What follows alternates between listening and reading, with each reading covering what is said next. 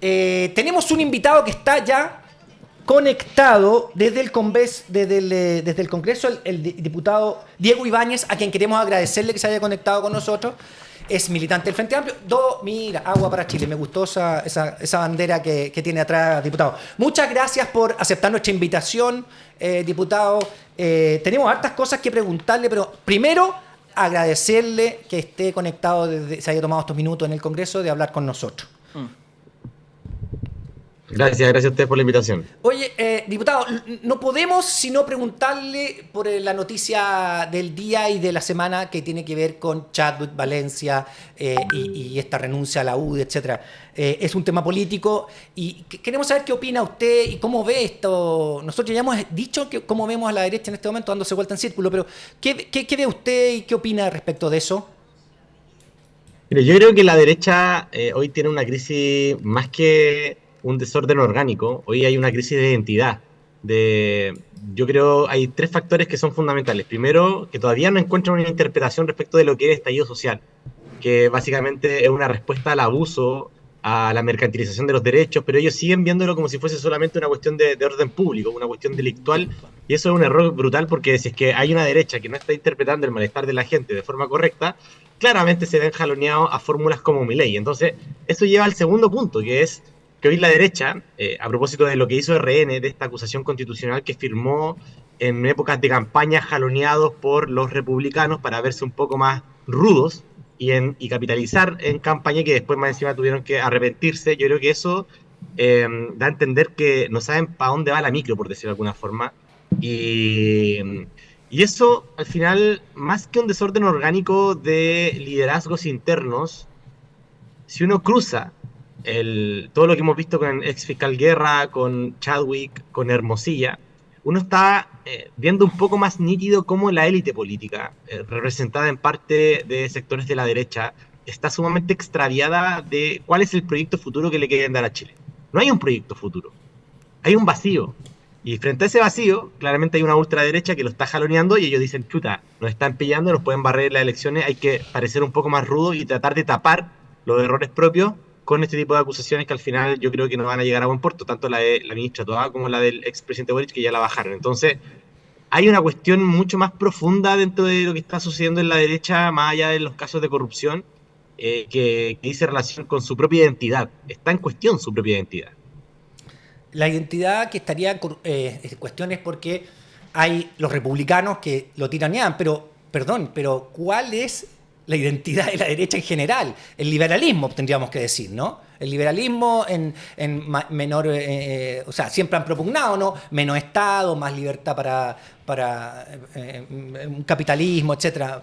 Pero cuando ellos, en mi opinión, siempre han usado estrategias, siempre, desde el año, no sé, 50 y tantos, 60, estrategias poco claras para lograr su objetivo, y si uno ve, primero porque no querían el voto femenino, después con el golpe de Estado, después, no, bueno, prescripción del PC, después golpe de Estado, después, bueno, senadores designados, o sea, siempre estrategias, siempre cuestiones que limitan la democracia. Y eso es una cuestión que hoy día ya se muestra la corrupción. Entonces, en ese sentido, ¿usted cree que tienen una ideología, cree que tienen un proyecto político real?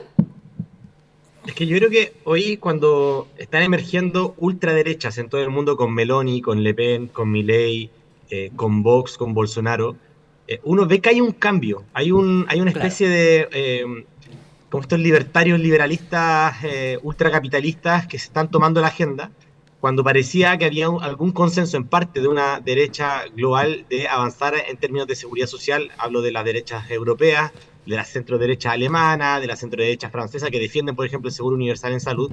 Y uno veía que en Chile, a propósito del estallido social, al menos habían espacios para que una, entre comillas, derecha social se tomara la agenda, impusiera sus términos y quisiera avanzar en algunos cambios. Pero parecer hay una ola de regresividad en esa identidad, que es lo que hoy estamos viendo entre republicanos y algunos sectores de Bópoli. Yo creo que justamente cuando uno ve una fractura en los sectores de la élite que están proponiendo más neoliberalismo para los problemas sociales y, por ejemplo, en materia de pensiones, no podemos llegar a un acuerdo, porque justamente los acuerdos que escribieron con la mano, después lo están borrando con el codo, justamente jaloneados por esta ultraderecha, hay una crisis de identidad, po. Y es una cuestión ideológica. Tú bien lo dices, es una cuestión ideológica, pero el liberalismo también tiene muchos matices. Hay liberalismos a lo OCDE o hay liberalismos a lo Milei. Si bien tienen puntos de conexión bastante, digamos, matizados, uno podría esperar que la derecha hubiese aprendido de lo que fue el estallido social, más allá de las consecuencias de los procesos constituyentes, tanto el primero como el segundo. Pero veo que como que esos aprendizajes no se están tomando y yo siento que la derecha cada vez está más fracturada y lo que tenemos que hacer desde el mundo progresista es al menos levantar un programa de cambios nítido y avanzar en construir esas mayorías que hagan posibles esos cambios, que es la ventana de oportunidad que tenemos en estos años que se vienen. Pero mire, usted como diputado, que se siente todos los días frente a las bancadas varias de la derecha y la ultraderecha, no más bien, la centro-extrema derecha y la extrema-extrema derecha y otras las variedades que existen en Chile de neoliberales y aún más extremistas, ¿cómo ve sus cambios de ánimo con este caso que la prensa empresarial llama el caso Audio, ¿no? El caso Hermosilla. Porque tenemos ahora a Marcela Cubillos, candidata, bajo cuestión, Andrés Chadwick, poder en la sombra, bajo cuestión. La derecha está pasando por una fuerte interpelación que entonces también está salpicando a sus amigos en la supuestamente neutra institucionalidad. Lo que estamos viendo el caso de fiscal Valencia, que ahora sale a condenar corrupción dentro de la misma fiscalía. ¿Ven en la derecha como una estrategia para salir de eso, una preocupación? ¿Cómo ven los actos de Chadwick, de Hermosilla, de Valencia? Mira, yo veo defensas corporativas. Yo creo que es parte de esa misma crisis de identidad. No ven que en la condena tajante, en la entrega de todos los antecedentes, en no negar lo evidente, nos ven allí una oportunidad para emerger como alternativa política. Es más bien, yo creo que se hunden en excusas y en defensas corporativas de un sueldo de 17 millones de pesos que no tiene ningún sentido para el promedio de los profesores en Chile. Entonces, mi juicio es que aquí hay una orfandad de un liderazgo al cual quieren proteger a toda costa y que los va a llevar hasta el fondo del basurero. Y eso es lo que a mi juicio puede ocurrir si es que no tienen un viraje, digamos, violento y condenando totalmente, más allá de la renuncia de Chadwick a la UDI respecto de estos casos de corrupción. Hoy estaba revisando unos balances de datos que salieron ahí en Twitter de alguien que sistematizó todos los casos de corrupción. Lo tengo, El 70% de las causas judiciales actuales están en la derecha. El 29% son casos que están alojados en la UDI. Y de hecho son los casos más graves. El caso de la alcaldesa Reginato con 100.000 millones de pesos, el caso de Katy Barriga con 41.000 millones de pesos, el caso de San Bernardo con 9.000 millones de pesos, el caso de Las Condes con 8.000 millones de pesos. El único político que ha estado preso ha sido de la UDI, fue el senador Orpi.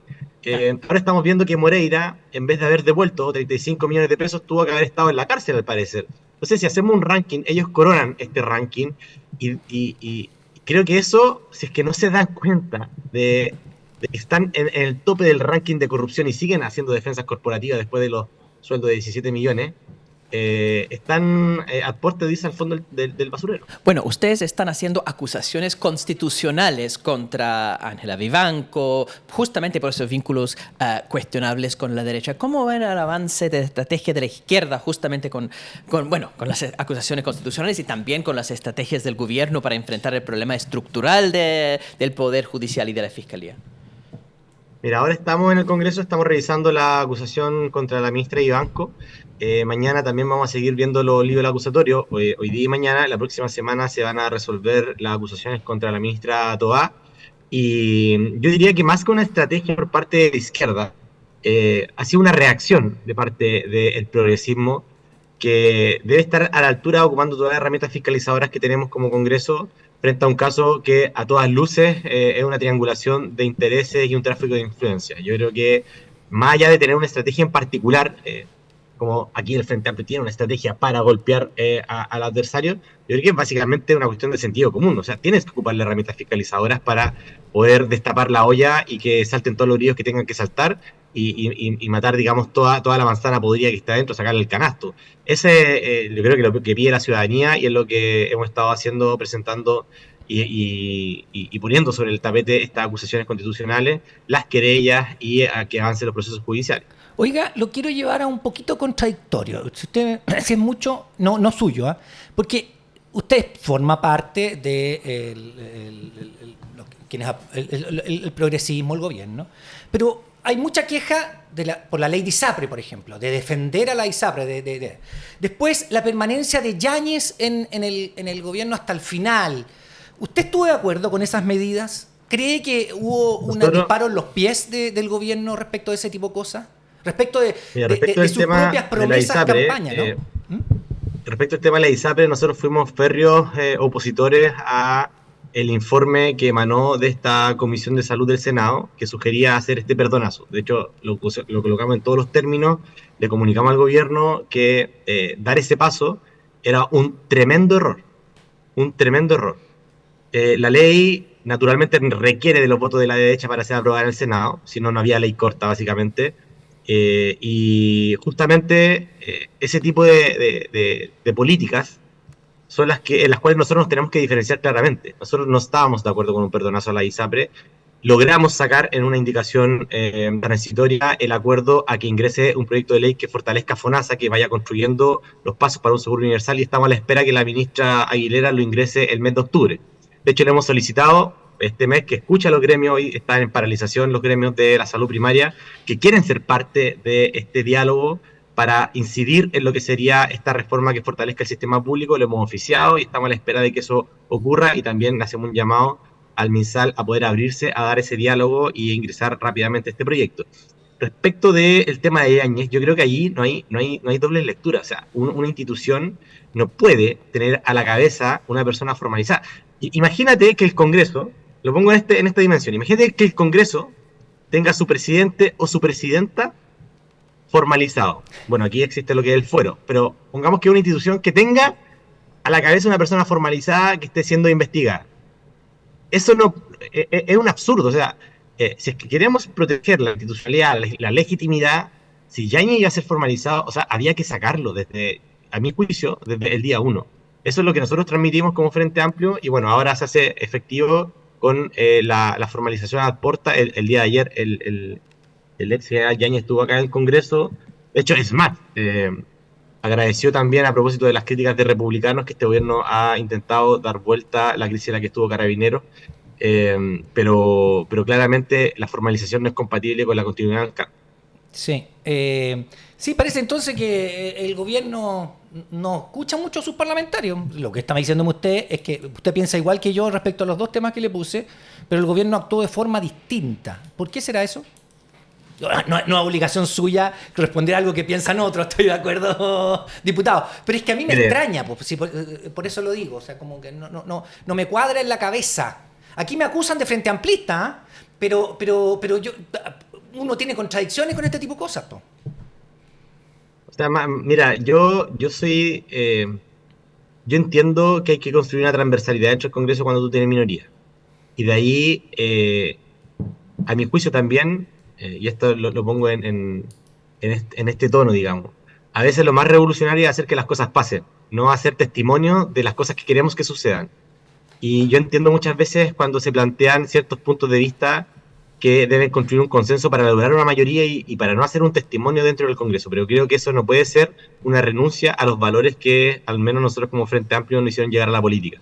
Y eso al menos es lo que a nosotros nos interesa, que quede súper clara cuáles son nuestros principios, nuestros valores, y desde allí vayamos construyendo los consensos necesarios que en el Congreso permitan tener los votos de la derecha para sacar adelante los proyectos de ley, como fue el royalty de la gran minería, como fue las 40 horas, como que todos fueron proyectos que no son los mismos que ingresamos. Por ejemplo, el CAE probablemente queremos que salga y probablemente va a salir distinto como se ingresa.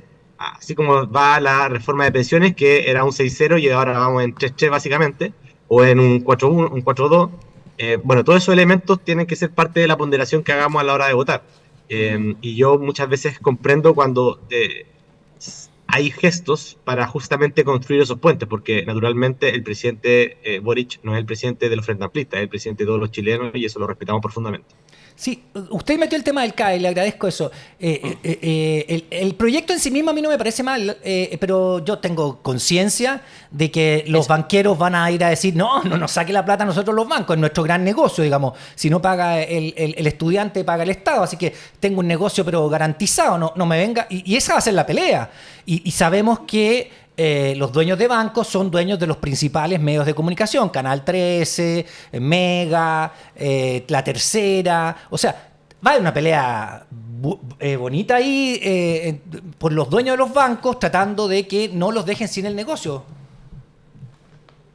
Bueno, va a ser una pelea bien dura y creemos que tenemos todas las condiciones para dar esa pelea que es básicamente sacarla a la banca de la educación superior, que es una pelea, muchos dicen, esto es una cuestión ideológica. No, esto es una cuestión ultra mega pragmática. O pagan los intereses a los bancos, o eres responsable fiscalmente y esa plata la destinas a las escuelas públicas. Porque muchos dicen, ¿por qué se están preocupando tanto del CAE, de la educación superior, si acá en Valparaíso tengo a la Barros Luco cayéndose a pedazos, o la escuela Alemania con hongo en el techo? ¿Por qué no invertimos en eso? Bueno, justamente la plata que uno podría invertir en eso se está yendo en intereses de los bancos, que es 1/3 de todo lo que ha pagado el Estado, que son equivalentes a los 12 Juegos Panamericanos que podríamos haber realizado con todo ese dinero, como equivalente. Entonces, va a ser una pelea dura.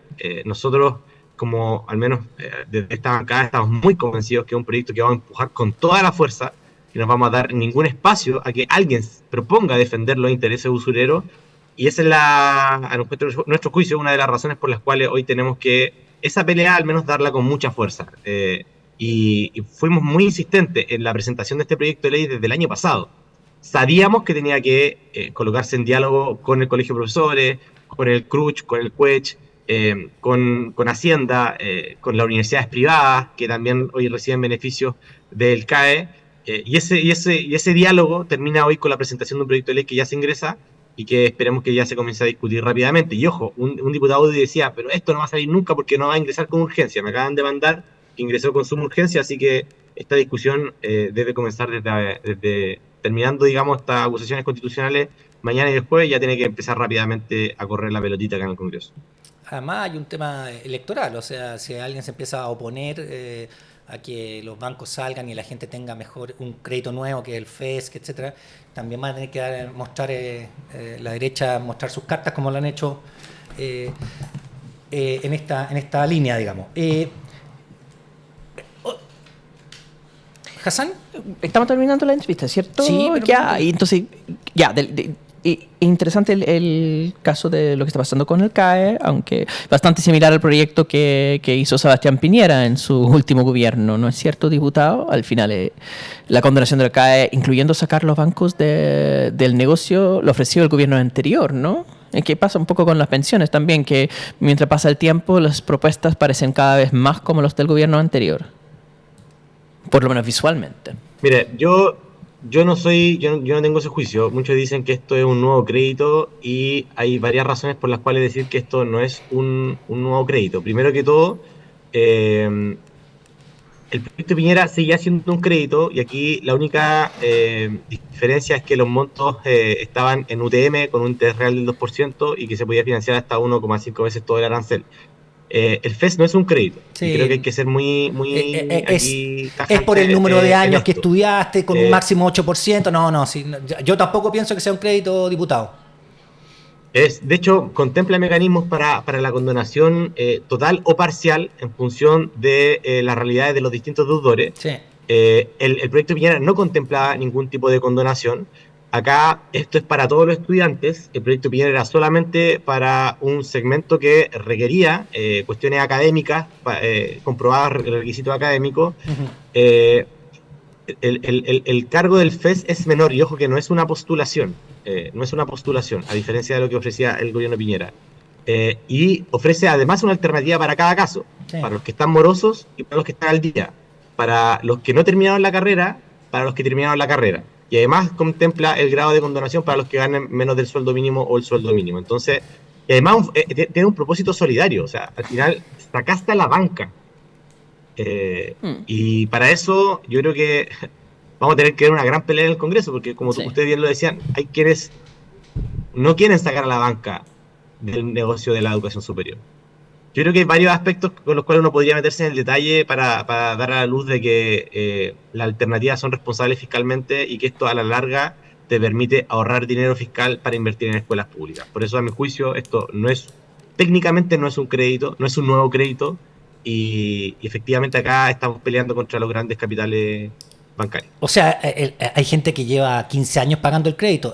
Lo que dice el proyecto es por el número de años que estudiaste. O sea, es muy distinto. Yo concuerdo con usted.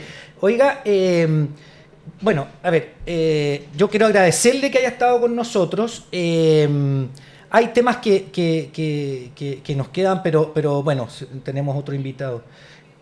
Es que lo del CAE me dejó pensando, ¿no? Porque yo concuerdo plenamente con lo que usted ha dicho. Creo que es una muy buena iniciativa. Un poco tarde, ¿ah? ¿Por qué ahora? ¿Por qué el último año? Pero bueno, Sí, quizás el tema acá. El tema acá, y estoy muy de acuerdo con la reflexión inicial que hizo el diputado sobre la manera en que la derecha no tiene una visión de futuro, ¿no? Es cosa de ver su análisis del estallido, como ellos llaman, el estallido delictual. Yo leía a Leónidas Montes después de la encuesta CEP diciendo, acá terminaron los sueños colectivos equivocados, pero la encuesta CEP siempre tenía la visión que no había malestar en Chile, que todo el mundo está súper feliz, y lo han mantenido esa línea siempre durante el estallido, antes, durante y después. Ya es una ceguera grande. Entonces, uno puede decir que el estallido combina dos cosas: un profundo malestar con los abusos del Chile actual, pero también un elemento de optimismo de la posibilidad de cambio. Hoy en día, el nivel de malestar, el nivel de falta de legitimidad del sistema político, los abusos, todo eso continúa tal cual como estaba antes. El tema del optimismo, a mi modo de ver por lo menos, lo veo completamente ausente. O sea, tenemos más bien un momento más bien pesimista. Y la dificultad para la izquierda es esto del profundo pesimismo con las soluciones al problema. Todo el mundo está... No todo el mundo, pero gran parte de la población está con un profundo malestar, pero no veo mucho optimismo acerca de las soluciones. ¿Cómo ve la posibilidad de la izquierda de reencantar a esa población desencantada? Yo justamente creo que cuando uno es capaz de institucionalizar algún cambio, que se lea como un cambio beneficioso para la ciudadanía, uno va sembrando optimismo. Hoy la derecha se opone a todo, absolutamente todo, porque la derecha siembra en el pesimismo. La derecha jamás siembra esperanza, sino que solo siembra miedo, porque el miedo cosecha votos para desconfianza. Y la desconfianza es finalmente un voto conservador. Por eso es importante, y a veces se critica mucho al presidente Boric por tratar de, aunque sea un pequeño avance, institucionalizarlo, y para eso tiene que algunas cosas cederlas bastante. Yo creo que esos pequeños avances son los que van permitiendo sembrar optimismo y esperanza. Y a veces esa capitalización no se hace de inmediato. A veces esos avances y ese optimismo se va sembrando a largo plazo. Y en la época de las redes sociales, en la época de la dictadura de lo urgente, de los medios del tuitazo, hay muy poco espacio para pensar en el largo plazo. En nuestras propias vidas hay poco espacio para pensar en el largo plazo si es que tengo que salvarme día a día con lo que gano en la mañana o en la tarde en una feria. Entonces, es súper complejo poder ir construyendo como progresismo una alternativa que siembre esperanza al largo plazo, pero para eso también hay que, como decirlo, para eso hay que asumir los costos de estar en la institucionalidad, porque hay un costo en ello. Y esperemos que ese costo tenga repercusiones de optimismo y de esperanza a largo plazo. Yo creo que el royalty de la gran minería, con el cual, por ejemplo, en la comuna de Catemu, que es una comuna muy empobrecida de pequeña agricultura, van a financiar sueldos para cuidadoras. O cuando decimos que el CAE va a gestionar recursos para mejorar los techos de las escuelas públicas, naturalmente eso no lo voy a ver al otro día. Pero si soy capaz de mantener un proyecto que diga, yo hice esto en este momento y gracias a eso hoy se está avanzando en dignidad al pueblo de Catemu o en dignidad a las escuelas públicas de Valparaíso, yo voy sembrando pragmáticamente, ni siquiera tan ideológicamente, sino pragmáticamente mejoras concretas. Yo creo que por ahí va el camino, pero claramente bajo la dictadura urgente a veces como que no se valora mucho aquello, pero es parte del trabajo que tenemos que hacer como parte de la institucionalidad en el Congreso. Tengo una pregunta un poco personal, a ver si usted está de acuerdo conmigo o no.